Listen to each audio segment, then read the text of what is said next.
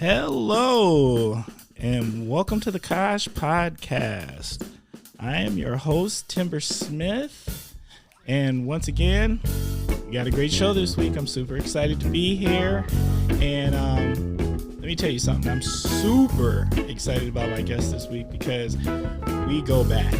We go way, way back in the day, and this person is out here doing some pretty amazing things in Oshkosh, and I'm super excited to share what's happening and the things that are going on.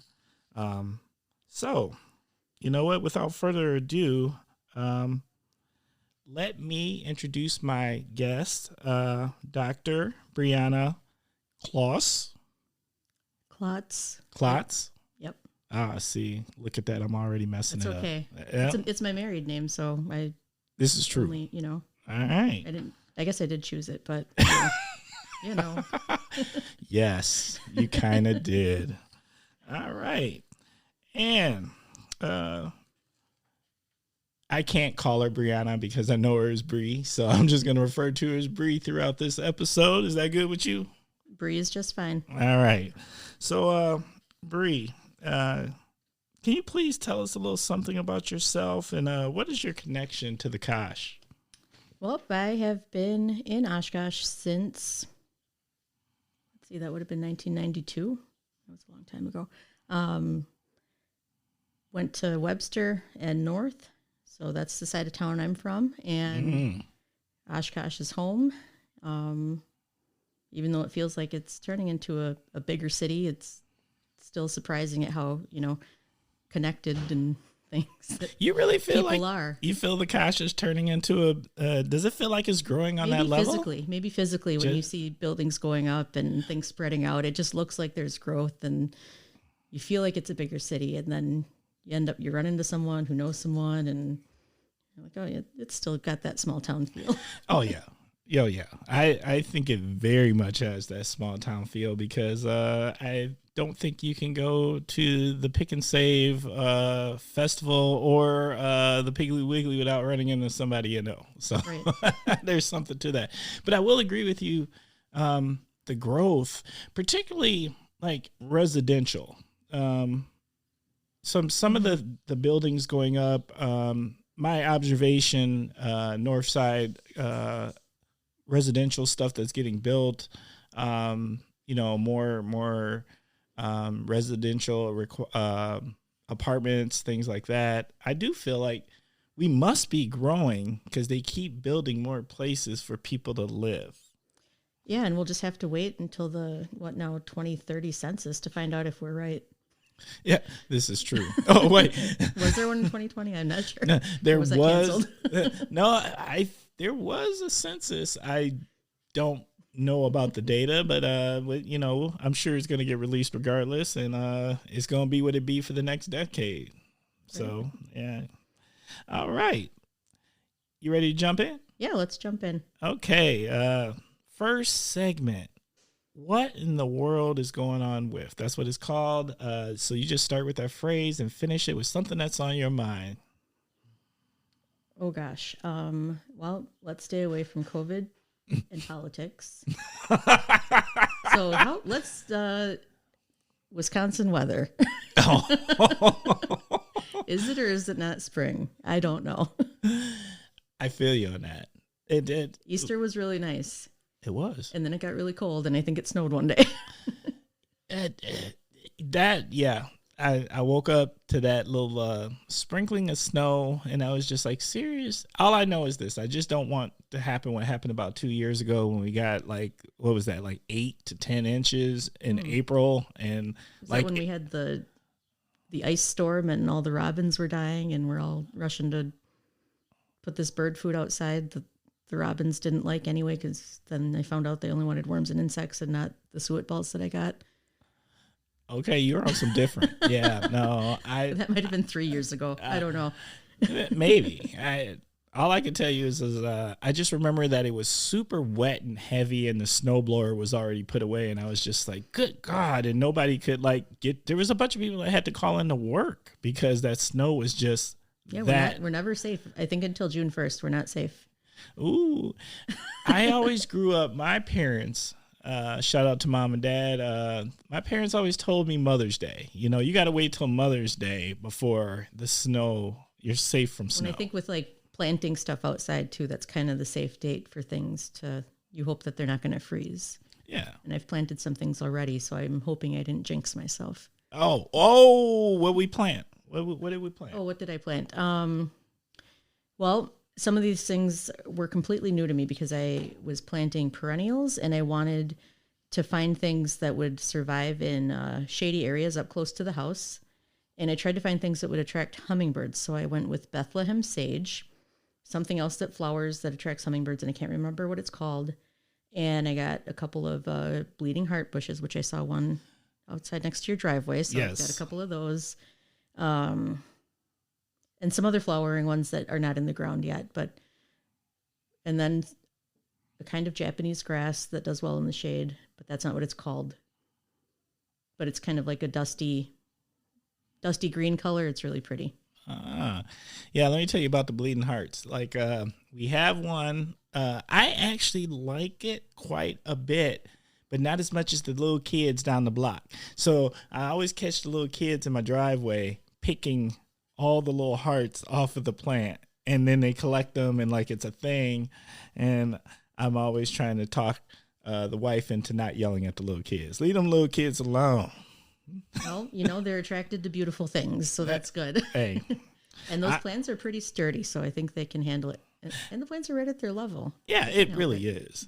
It really is. Actually, my thing is I just don't want revenge from little kids because they remember you, and then they're middle school kids, and the next thing you know, you got middle school problems. There's Mr. Smith, and he yelled at us. That's right. No, Mr. Smith did not. You can blame Mrs. Smith, not Mr. Smith. So, all right, fantastic. All right. Here's the funny thing. My what in the world is going on with, I was actually going to talk about, was similar, is the grass. Like, I am frustrated with the grass right now because I felt like the grass this year grew like crazy, right? And I don't even know why I'm complaining because I don't cut the grass. The wife cuts the grass. Don't judge me. I never would. All right, fair enough. And it, all of a sudden, like that grass went crazy when we were getting all that snow. Mm-hmm. And it just got super long. And it was like, you try to put off cutting grass as long as you possibly can. Because, once you cut it, then you're cutting it. And you're cutting it for good. But it got so long that I felt like we had to jump in the game extra early this year. And was it last year I saw it advertised, not advertised, but made known online, what Appleton was doing with holding off on cutting their grass until a certain time because it was good for the bees. Yes. The, pollinators and stuff like that. So I saw that too. Let it go. And, whether or not you're environmentally conscious, it's a good reason to just wait a little while. Yes, I saw that last year too. And I think you weren't supposed to cut the grass early, and you also were not supposed to do like weed and feed for the dandelions. Mm-hmm. So because the bees feed off of it. Sure. It was something along that lines. So a random little side note is that I have 2 Russian tortoises. They're not that big. They are, I don't know what that would be, maybe 8 inches across. What's a Russian tortoise? Well, a tortoise, they're like a turtle, but they live on land. Oh. Because turtles live in water. Tortoises are land animals. No, I didn't know that. So that they look like, they're so cute. I like them because they're vegetarian, so it's never hard to feed them. Got it. Like some reptiles, you have to feed them living things. Well, plants are living things, but you know what I mean. Anywho, the tortoises absolutely love dandelions, so we don't treat them with, don't treat the dandelions with chemicals or anything, because we go outside and pick them, and the tortoises are fed for free and they're happy. Okay. What's the names of the tortoises? Well, I have 1 male and 1 female, and I thought that they would be friends, but they hate each other, so they each have their own tank now. The male is Mortimer, so he's Morty. Okay. And I had to stick with the M names, so when I got the female, she is Matilda. Matilda? and Mortimer. Yep. And they don't like each other. No, they don't. So they were beefing with each other. They were. Yeah. The male, I got him when I was 24, and their lifespan is 75 years. Whoa. Yeah. And then someone was moving a couple years ago and couldn't keep this, 6-inch tortoise. She couldn't possibly hide it in her apartment. So she couldn't keep this pet that she committed to. I'm like, that's got to be the easiest pet to hide because half the year they like it dark anyway. So whatever, I'll take it. And I'm like, oh, Mortimer's going to be so happy to see someone from his species that he hasn't seen in, how many years, since 2005. And nope, I introduced them and he hissed and she hissed. And I'm like, well, this isn't going to work. Mortimer might have been a grumpy old man by then. He might have been like, no, I don't want them problems. Yeah, he got used to, his own apartment. He didn't want her moving in. Didn't want to share his food.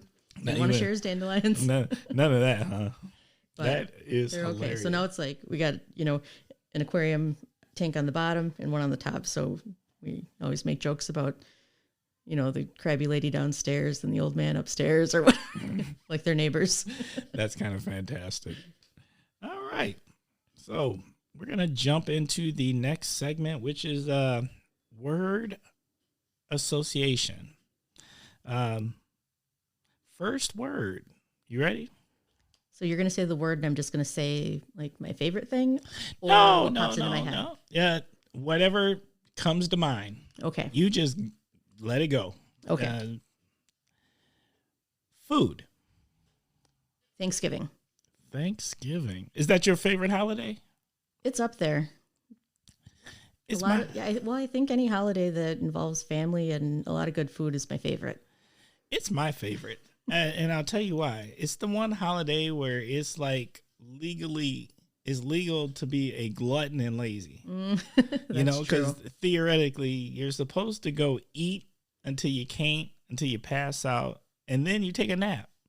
And no one's mad that you did it because it's Thanksgiving, and that's literally what Thanksgiving is about. It's expected. That's true. Yep. So I dig Thanksgiving. It's by far, and it's a lot less stressful unless you're the person in charge of making the turkey.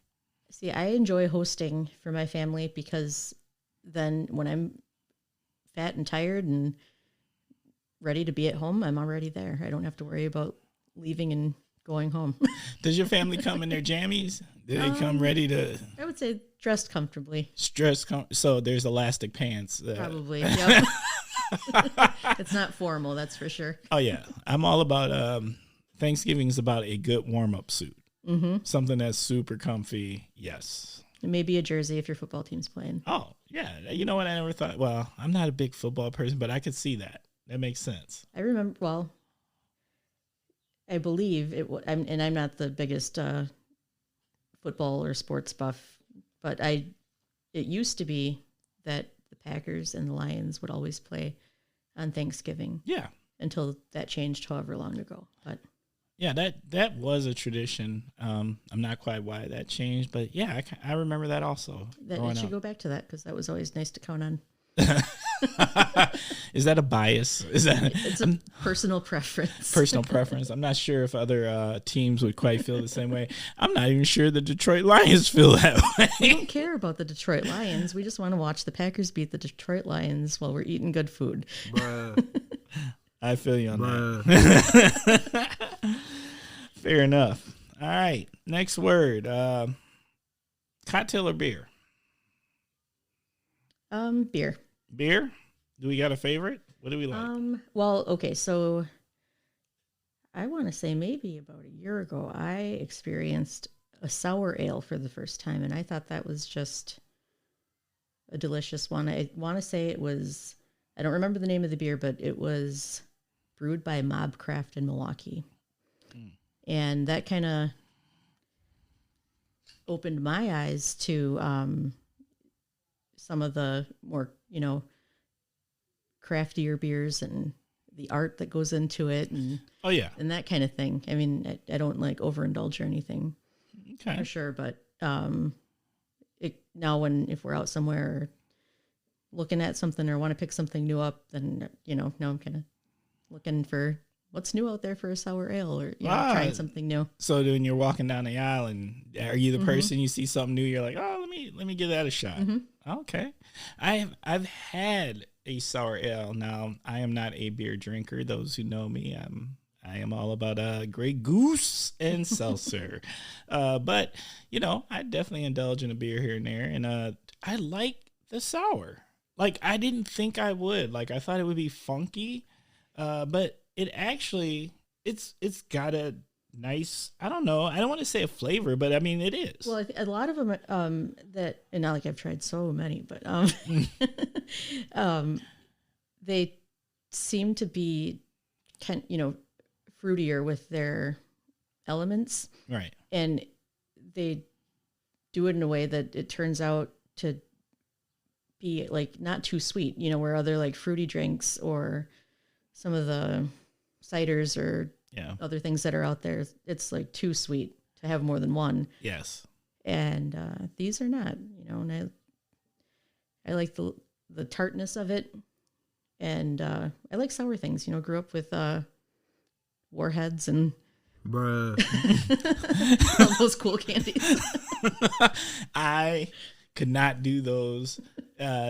Those cause dimples and puckers. Those like I can't get down with that sour stuff. I'm not gonna say I didn't eat it. My daughter loved that stuff, but I could only go as far as Sour Patch Kid, and I'm not gonna lie, the first minute until all the sour went away was tough. Yeah, it's usually a dare or rising to the challenge or something. All right, next word, Netflix. Oh, Stranger Things. I miss it. So we were hoping that season 4 was coming out in April because that's what my daughter told me. And I don't keep up that much with pop culture stuff. So I just go by what she says because she's 13 and knows everything. Oh, never. Never at 13 do you not know everything. So when it, bruh, when it didn't come out, when we thought it was going to, we decided to just start rewatching the old season, to kind of queue up for when season 4 eventually does come out. That's by far my favorite thing on Netflix, Stranger Things. And that's a good idea to rewatch it, but I'm kind of hostile at this point because I feel like it's been so long. Yeah. Like, and I could have swore their whole thing pre-COVID, I think they were supposed to come out around Christmas is what I had heard. Like in the holiday area was when season 4 was going to come out, and didn't happen, of course.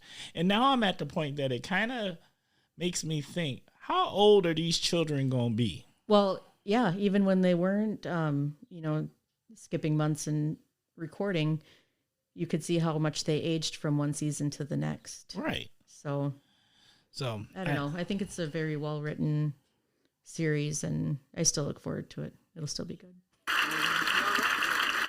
Shout out to Stranger Things. And hey, if anybody out there in Netflix land is happening to listen to the Kosh, can we please kind of make that happen sometime in 2021? We got people waiting, Some things that I read, because once my daughter let me down with her false information, I did have to try and research a little bit.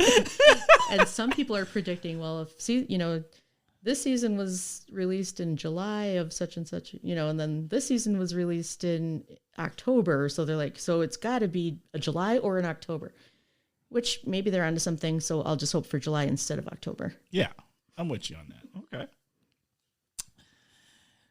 Fitted sheets. A personal talent. Personal talent. Well, folding them specifically. Yes. Not anything else with fitted sheets. bruh. We'll leave it yes. at that. What I will say is fitted sheets, Bree and I, we go back to a time when there used to be a store out at the outlet mall called Fieldcrest Cannon. A long, long time ago. Long time ago. And if anyone doesn't remember it, it was towels and sheets, beddings, linens, all those good things. Very high end. Very high end. Because you know what? I didn't know anything about a thread count prior to ever working in there, but I learned a lot. And let me tell you something. You learned real quick that there is a huge, if you ever used to buy the cheap sheets from like Walmart, Target, or something like that, and then you moved up to something that was like 310 count Egyptian cotton, and then you move back down, it feels like you're sleeping on sandpaper. Right. You get rug burn. It ain't right. It's a risk. It is. It's a risk. Bruh. And so, yes, those. So there is an art to folding a fitted sheet. There is, and I have mastered that under your expert knowledge and I don't know how to feel about that. folding sheets. It was probably a competency we had to get checked off on to even work there. Hey, look, it was something. You can't really work in a towels and sheet store if you can't fold a good towel and fold a good sheet. But you know what fitted sheets were? That was master's level. Right. A flat sheet. Anyone can do that. Anyone can do a flat sheet, but a fitted sheet properly cornered, that was on some different. And to fit back in the package after a customer took it out, opened it up. Yes, which happened often.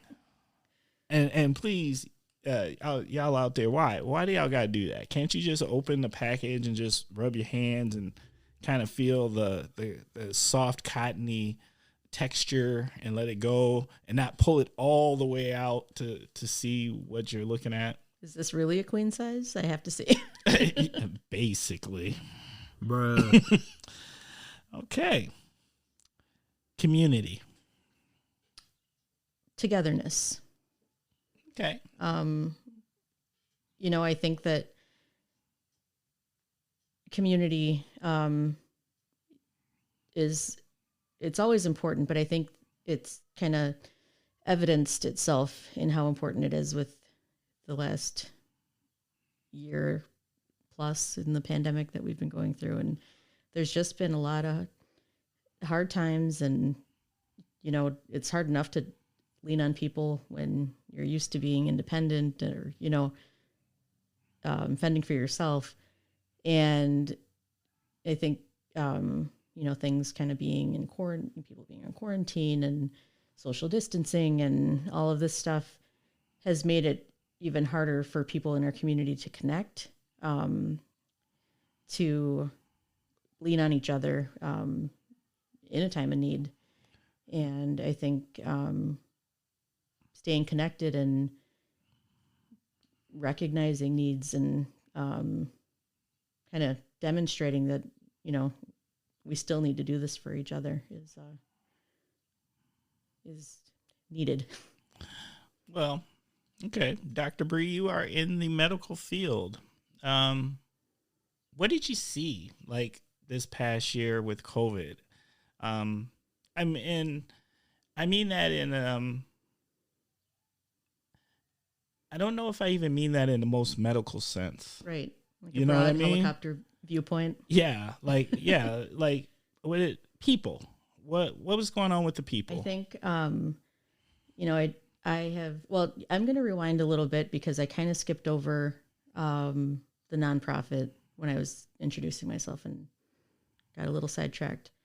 But I won't reintroduce my name, but I co-founded Water City Care Mission in the very beginning of 2020, before we even knew what COVID was, before it hit us. I went with the name Water City Care Mission because I didn't want to be boxed into only a clinic if we wanted to expand on services that we provided or, end up doing something else. So under the umbrella of Water City Care Mission, our first program is St. Anne's Clinic, which is a hybrid charitable clinic, and that's kind of a new term. It started out with the idea of being a free clinic with the intention of serving people with no insurance or people who were underinsured, meaning you had a high deductible plan that you couldn't even afford to use, so you wouldn't get health care otherwise if you couldn't afford it. And I started noticing that a good number of people who were coming to me already had insurance, mainly Medicaid, Badger Care, Medicare, that kind of stuff. So I'm like, okay, well, if I don't get reimbursed from the services I provide you with, because I'm not going to tell you can't come here, I'm still going to see you if this is where you are going to access care. But if I don't get reimbursed, taxpayers don't get a refund on that. And if we do get reimbursed, that could be our financial sustainability. So we then changed our model to hybrid charitable, which means that if someone has insurance like Medicaid, Badger Care, Medicare, or even commercial insurance, and they choose to come to us for their health care, we will get that reimbursement. And at the same time, if someone has no insurance or can't afford to use their insurance, we'll still provide the same quality care for them without billing them. So charitable, being true to our mission. And at the same time, one thing that I think is really neat about this model is that it allows someone who, say a single mom on Medicaid wants to help her community, help others in need, but she might not have the resources to do what she feels like she would do otherwise to help someone. Right. By her coming to St. Anne's Clinic and allowing us to serve her and get reimbursed from her insurance, financially allows us to take care of her and one other person who's uninsured for free of charge. That's amazing. Without taking anything away from our bottom line. Okay. Before you dig too deep into this, because I've got a lot of questions. And I didn't get back to the other question about COVID and what we saw. So I wanted to outline that a little bit before I answered that question. Absolutely. So I definitely feel like the pandemic that we're living in right now is a pandemic of loneliness. And that is the God's honest truth. Yes, it is. I have seen more people suffering with addiction, overdose, depression, other mental illnesses that are causing way more hurt and pain than a virus. Yes. And not to get political or one side or the other, but that is what I have seen with the people that I care for. No, I don't think there's anything political about that. I mean, it's just the God honest truth. It's with the population I work with, that was one of our biggest fears was our veterans. Mm-hmm. Some having some mental health challenges, being in isolation is like the worst. Yeah. You're in your own head, and a lot of the mental health care that was available, and shout out to our mental health care workers out there, but a lot of it was telehealth. Yeah. And I don't know. I don't want to knock telehealth, because having something is better than having nothing, but it's not the same. It's not the same. And just like any other, intervention or treatment, it's going to be great for some people and not great for other people. Yes. Yes. For someone who's well connected and tech savvy and has social anxiety, they're much more comfortable having a follow-up visit from their living room on their smartphone. But say someone who's got, schizoaffective or bipolar disorder, and they're a homeless vet who has to find somewhere to go and sit to use Wi-Fi to follow through with his telehealth visit. Right. But everywhere that he might be able to go, like the library or somewhere else, is closed. Yes. And it's freezing cold outside. So what are you going to do? Sit in the parking lot? And he's homeless and he doesn't have a car. So, right. So what exactly do you want that person to do to access care? Do you even have a phone? Sometimes they have a phone. Sometimes they don't. It depends on the person. Right. And then does that phone have minutes? Right. And then were you able to be somewhere where you were able to charge your phone? It's a lot of things that we take for granted, right, that impact someone accessing care.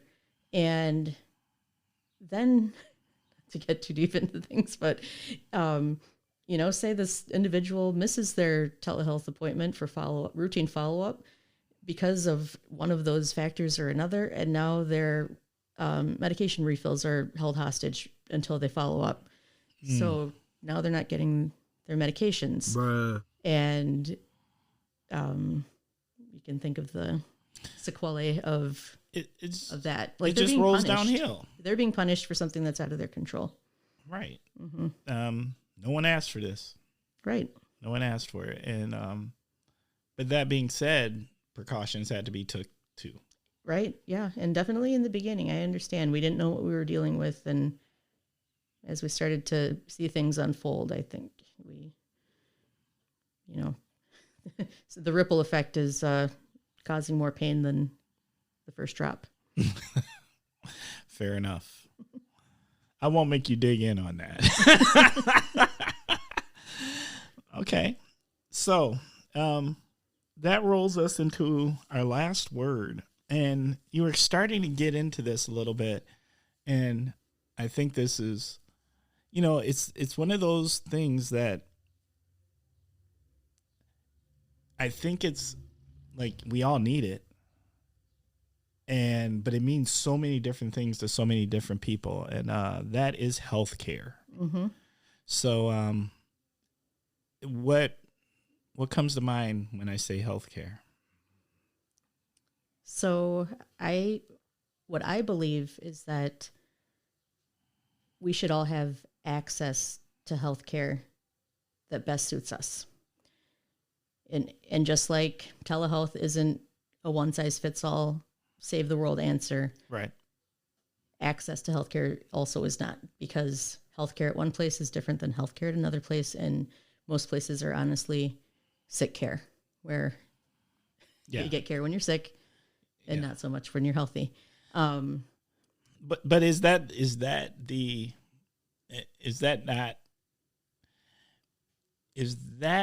the medical facilities thing, or is that the people? Because I got a bunch of people, and let's be honest, men, we're horrible at that. Like, we're not going in until we're basically men are horrible. I will agree with you 100. No, Bruh. I'm just saying, like, I'm not going to the doctor unless there is something that's exactly seriously wrong. I'll see someone on my schedule, 38-year-old male, blah, blah, blah. And I'm like, well, either his mom said he had to come in, his girlfriend said he had to come in, or he's really got something wrong. Bruh. No, I get it.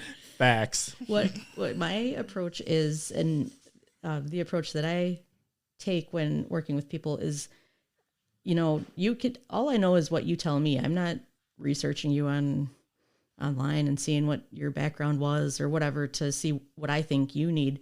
All I know is what you tell me when you come in. And there's a lot of different factors that are individual to people that impact their choices and their health outcomes. And what I like to do and what I think is the best thing for me to do that I can do for my patients is to give you honest information and let you make the decision that is best for you. It's different. Like, if, if you come in with chest pain and you're ready to pass out, I'm not going to be like, let me talk to you about the pathophysiology of this for the next hour. Then I'm trumping you and calling 911. Yes. But, when it comes to other things, I don't want someone to take a blood pressure medication just because I said it was the right thing to do. I want someone to understand why their blood pressure is high, what they can do to not have it high, whether it's, lifestyle changes alone and or medication, and what the down the road implications are of taking the medication and not taking the medication. And then they make the decision, is this something that is the right thing or not the right thing for me? That's a really different approach in a lot of ways. I think that, being a nurse practitioner, I think that we are a little more holistic and patient-centered just in our training. And I only say that is because, I know sometimes the doctor's just like, you need this, so I'm just going to subscribe that. It'll be waiting for you at Walgreens. And I'm like, okay. And a quick shout out to physicians because we're not haters. Oh, no, definitely. I got a fantastic doctor, and he's my man. You know, I can talk to him about anything. But I mean, I'm just saying, sometimes, you know, it's just kind of like the beast of the system is what it comes down to. Yeah, and the great thing is when I do have my appointments with him, he takes the time to talk me through things, and lets me understand not just the things but the system. Mm-hmm. Like he explains, like, you know, I would think about this, but, you know, just so you know, your insurance may not cover this, and that kind of thing. And I think that is awesome because, I mean, you know, I definitely want to do the things that are in my best benefit health-wise, but I also don't want to rack up like 30 grand in a medical bill for something that might not have been, you know, I might not have been at that point yet. Right. Something I could have done some preventative things on my own to keep it from the next step. And I think especially, you know, a lot of that was coming into light with the craziness of 2020 and, you know, 2020 when everything is in perspective. There was light that was shined on a lot of things for people, and we'll leave it at that. But Bruh. But, you know, health-wise and bill-wise, and yeah, where, you know, are you going to, something that you might have done or people might have done routinely without thinking about it. Now we're going to think twice about it because, oh, wait, you know, All right. What if we're in this position again with this pandemic, or things just aren't as for sure and guaranteed as maybe we thought they were before. Yeah, I do worry about that. It's something I've thought about. Like, you know, I think we're so focused on getting past this. But what if, you know, there's things happen. There's setbacks sometimes, you know, and what if we had a setback? I don't know if America could stomach a setback at this point.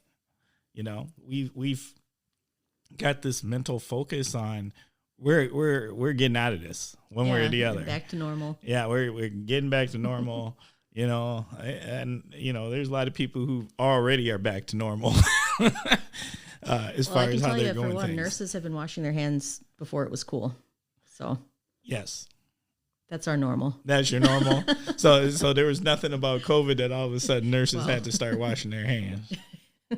It definitely threw a wrench in the tire, but there were some things that we were already used to. Fair enough. All right. We're going to move into the next segment. And the next segment is the Naughty/Heroes Corner. So it just gives you an opportunity to nominate somebody to the Naughty or the Heroes Corner. And it doesn't have to be a person. It can be an organization. It can be anything you want it to be. So I will choose an organization. And I am nominating the heroes who are Day by Day Warming Shelter. And because, well, I mean, I knew that they were heroes before, but now with where St. Anne's Clinic is, we are in the same building as the warming shelter, and I've really got to witness the compassionate care that they provide to those in our community who are living on the margins, and it's, you know, it's beautiful, and not that they are doing it for the recognition, but they inspire me. They do amazing things. Like, they really do amazing things. And I'd like to encourage us all to maybe figure out a way that we can get involved or assist that effort in some kind of way, because we have a population here in Oshkosh that needs some help. You know, and this is the Kosh. Yeah, and you know, talk about the pandemic of loneliness and when you were already lonely and kind of feeling like you're at the bottom of the barrel already, and then something like this hits, and it's like when you thought things couldn't be worse, and they suddenly are. Right. Yeah, I couldn't even. What that has to be the worst, right? You're already just trying to make it. You're just trying to survive, and then pandemic hit, and a lot of resources that you may have been utilizing to survive may not have been accessible. Right. That sucks. Okay. Well, big shout out to the Warming Shelter. If anyone from the Warming Shelter is listening to the Kosh, I would love to have somebody from the Warming Shelter on here. So please reach out. If you reach out within the next 7 days, you will win a 6-pack of my favorite sour ale. Oh, and wait, you done said it now, so it's official. It's official. It's official. All right. 7 days from the air date. 7 days from the air date. Somebody from the Warming Shelter, come do your come do an interview here on the Kosh, and there is a 6-pack of sour ale waiting for you. Bruh. Thank you. That is fantastic. I love it. All right. So we're going to go into the topic of the week, and we started already getting into it. But I want to give the Kosh listeners an opportunity to just understand. Okay. So we talked about, there's the Water City Care Mission, and then there's the St. Anne's Clinic. And I understood a little bit about the Water City Care Mission, but I'm going to ask you to talk a little bit more about that, or to re-explain that maybe just a touch more. And then the St. Anne's Clinic is what we would call the free clinic in Oshkosh, correct? Correct. And that is located At 449 High Avenue. We're in the same building as Day by Day Warming Shelter. okay. So that's And I will, another shout out to Most Blessed Sacrament Parish, which is my church, for generously donating the space that we are in for free. what? Free. For free. Yep. FREE. That's how it's spelled. Yes. All right. Shout out to them. That's amazing. Okay. So let's go back to the Water City Care Mission, and how does that fit once again with the St. Anne Clinic? Okay, so the Water City Care Mission is the umbrella nonprofit organization that we founded, and St. Anne's Clinic is the organization's first program. Okay. So we hope down the road to grow and be able to do more to meet the need, access to care needs. Because sometimes we're not helping someone specifically that needs something that we can provide. But sometimes when people aren't connected into the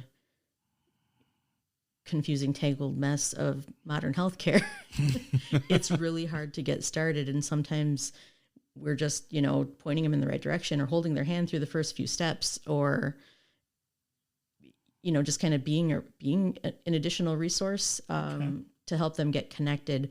So, and sometimes it's healthcare, sometimes it's other social services that they need to be connected with. And sometimes it is healthcare that we can provide that we're doing that. So yes, Water City Care Mission is the umbrella, and St. Anne's Clinic is the first program that we have started, and that is our free or otherwise updated model of hybrid charitable, but free if you need it. Yeah, hybrid charitable. I really like that terminology, because some people may have just some enough health care, and therefore. And then there's the other thing too. There's a lot of proud people in Oshkosh. Damn right. And say that, you don't have a lot of resources. You have enough for what you got right now, but you might be a little bit too proud to go to a free clinic because you think that might just be for just the people at the warming shelter or just the people who have nothing. And you don't want to take away from what someone else could use who needs it more than you, because people in Oshkosh are kind and they think about other people. So I think that changing the name of the model to hybrid charitable helps to let people know that we're here for everyone. Those who are stuck at the bottom trying to climb their way up, and those who are in the middle of the barrel, floating comfortably most of the time, but still might need something. And everyone else who maybe isn't, lacking for anything, but by them coming to us, they're helping us to be able to serve those who don't have anything. You make such a good point with words, because words matter. So the words utilized to describe matter and how people are going to perceive. So I think that's such a good point. When is the clinic open? So right now we are only open 2 days a week, Tuesdays from, well, I'll say noon to 4. We do have extended hours on Tuesdays that are dedicated to people staying at the warming shelter, just so they don't have to, they know that they can always come in at those times. But general hours on Tuesdays are noon to 4, and then Saturdays are 10 to 2. And we are very new, and as we grow, because we are growing, we will expand our hours just as we have the resources, people-wise, money-wise, and are able to, provide care the best that we can. We don't want to just open and just be winging it all the time, Right.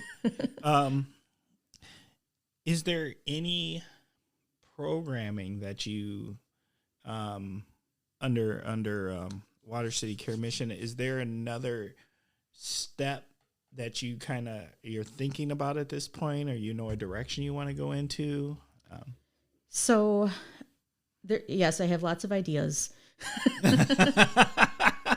And I will wait for God to show me what he's got planned next, because honestly, if I follow his plan, it's going to work a lot better than if I spin my wheels trying to say, all right, this is what we're going to do. And if he's not on board, it's not going to work anyway. So, in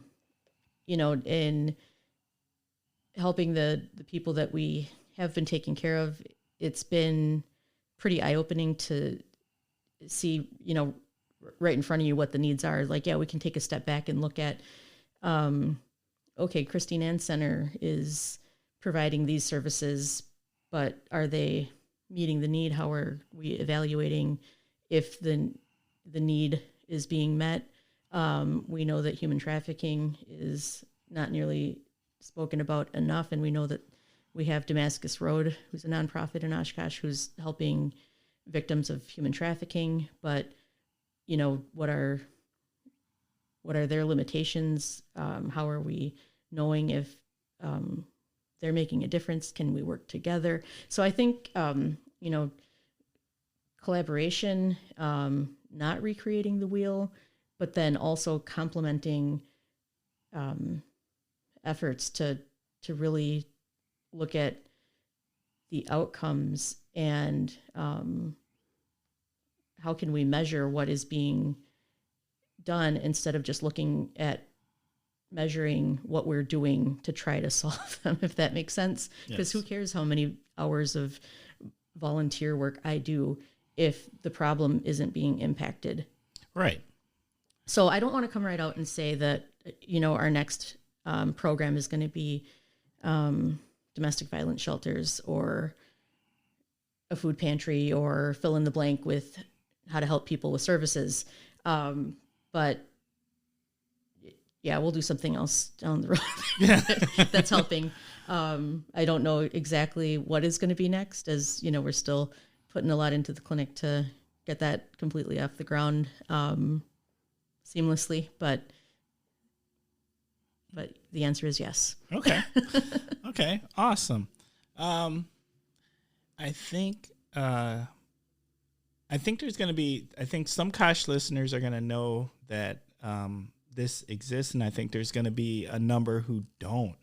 But I think it's the Kosh, so I just believe in our community. I think there's going to be some people who are going to be interested in trying to help. How can they help if they want to help? What can they do? So at the clinic right now, if people are interested in volunteering, we actually do have a link to a volunteer application on our website, which is watercitycaremission.org. We could use help with everything from mopping the floors to painting to, being a receptionist sitting at the desk and greeting our patients as they come in to, nurses, medical assistants, physicians. You said everything. And if you're blessed financially and want to help that way, we are a registered 501c3 that gratefully accepts donations. Donations can be made on our website, on our Facebook page, or sent directly to the clinic, which is 449 High Avenue in Oshkosh, 54901. Okay. What I'll do is I'll make sure that in the podcast notes we will put a link to this information. All right. All right. Is there anything else you'd like to add? Not that I can think of right now. All right. Fair enough. Fair enough. All right. I think, hey, I feel good about this. Like, Well, thank you. you know, this was when I heard we had this clinic, I was so curious. Did you know that it was me when you heard about it? I found out it was you. Bruh. I found out it was you, and then I was like, oh, okay, we definitely gonna call Bree, and we're gonna have a conversation about this, and we're gonna tell the rest of the Kosh that this exists, and how can we help, and not just that, on the level of how can we personally help, but those who need help, we've got a place that we can refer people to, and I think knowing your resources is so important. Mm-hmm. So That's true. I just think this is super cool. So, all right, we're getting towards the end, and we're getting ready to start wrapping some things up. So, we are at the point where, just so you guys know, I tell you all the time, we at the Kosh, this is a work in progress. We appreciate you. Thank you for all of the emails, messages, Facebook messages, however you choose to reach out. I read everything. I respond to everything personally. I appreciate all of you who take the time to listen. It means a lot. I hope that you're enjoying the show. That being said, if you do have anything you would like to send, please feel free to email us at askthekosh@gmail.com. Once again, that is askthekosh@gmail.com. And I have recently started a Twitter account for the Kosh. No, not a Twitter account. An Instagram account. Yes, I don't know what I would do with a Twitter account. That is an Instagram account, and I'm not even quite sure what I'm going to put on that yet. But we're going to do something.